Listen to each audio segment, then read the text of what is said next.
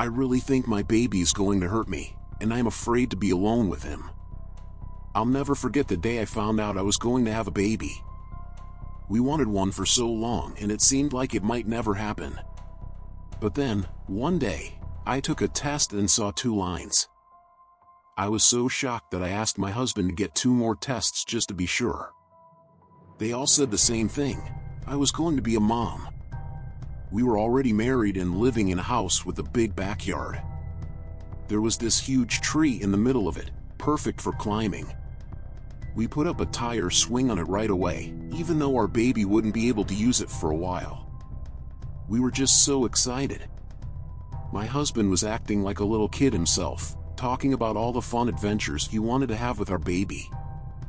I kept reminding him that it would be a few years before our baby could do those things, but he was just so happy to finally have someone to play with.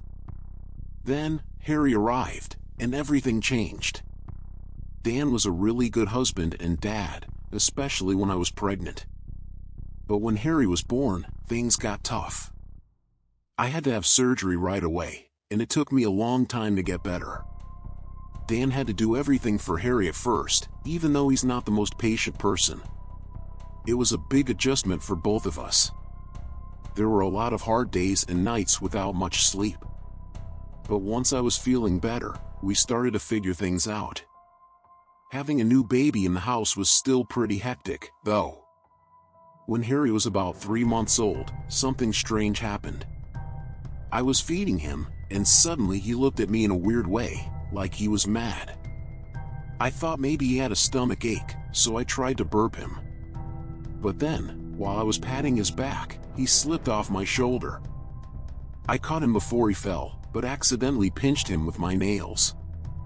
He didn't cry, just made a growling sound. I felt terrible, but I gave him a hug and a kiss and he seemed okay. A little while later, I heard Harry make a weird noise in my ear.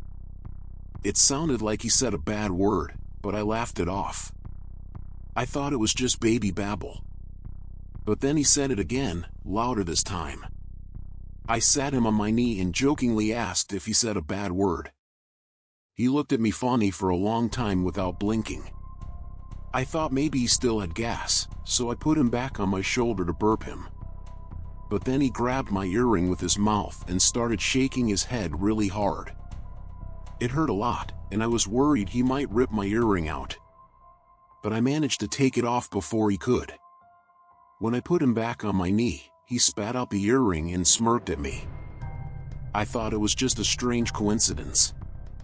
I never imagined he would hurt me on purpose.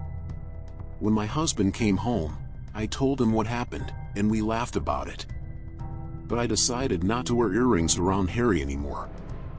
The rest of the night was quiet because it was my husband's turn to take care of Harry. The next morning, it was just me and Harry again. It was also my last day of staying home with him, so I wanted to make it special by taking him to the park to see the ducks. Before I left for work, I needed to change Harry's diaper. But he was acting really strange. When I tried to take off his clothes, he kicked me really hard. I had never seen him do that before. Finally, when I got him dressed, he did something even weirder. He stuck his finger up at me. I thought it was just baby stuff, but it felt odd. While I was changing him, he looked at me with a weird expression and ground his gums together. It was creepy. And for the rest of the day, he didn't seem to want to look at me, not even when I fed him. That night, I had trouble sleeping because I was nervous about going back to work. I heard mumbling on the baby monitor, which was strange. I checked on Harry, but he seemed fine. Later, I heard a loud noise and rushed to his room. He was sitting up, which surprised me because he wasn't supposed to do that yet. I grabbed my phone to record it, but he screamed and scared me. I found him lying on the floor, and my husband thought I dropped him. I tried to explain, but he didn't believe me. When my husband picked Harry up to comfort him, Harry looked at me with a strange smirk on his face. It was really odd for a baby to look like that. After that, things got worse for me. It seemed like every time I was near Harry, something went wrong. He would scream when I touched him, especially if my husband was around. When we were alone, he would pinch, scratch, or throw things at me. I think my husband thought I was hurting Harry on purpose. He didn't say it, but he always watched me closely when I was with the baby. I tried really hard to make things better between us, but it was tough.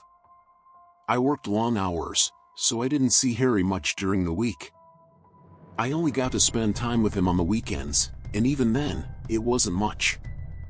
I hardly ever had alone time with him. Eventually, I decided to step back from work so I could spend more time with Harry. It meant I got demoted and took a pay cut, but I didn't mind as long as I could be with him. My husband supported my decision, which was nice to hear. For a while, things seemed to improve.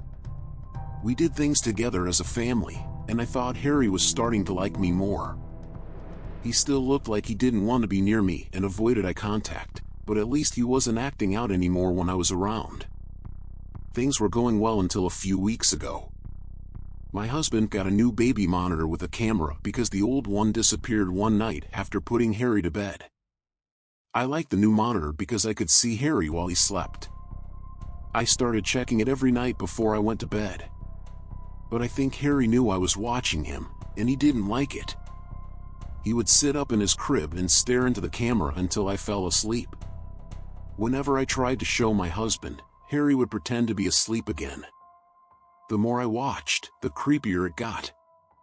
It felt like Harry could see me too. Sometimes I would doze off, and when I woke up, I'd see him looking around the room as if he were searching for something. Then he would quickly turn back to the camera and stare at me until I fell asleep again. I used to think that the problems between me and Harry were because we didn't bond properly when we came home from the hospital. But I was wrong. Last night, I woke up to the sound of Harry laughing. When I checked the monitor, he wasn't in his crib. I tried to wake up my husband, but he wouldn't wake up no matter what I did. I searched all over Harry's room, but he wasn't there. I was getting really scared and was about to call the police when I heard a noise downstairs. But when I checked, Harry wasn't there either. I ran back upstairs to get my phone, and that's when I heard mumbling. It was coming from my room.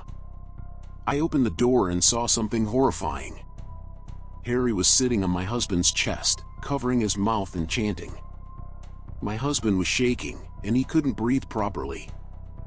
I panicked and pushed Harry onto the bed, then I started doing CPR on my husband. But Harry just laughed the whole time. I tried everything for almost 10 minutes, but nothing was working. I was so scared, I thought my husband was going to die. When the paramedics arrived, they found a pacifier stuck in his throat. They got it out just in time. They said if I hadn't done CPR, he might not have survived. Thank goodness he's going to be okay, but he has to stay in the hospital for a few days. Now I'm stuck at home with Harry, and I'm afraid of what he might do to me.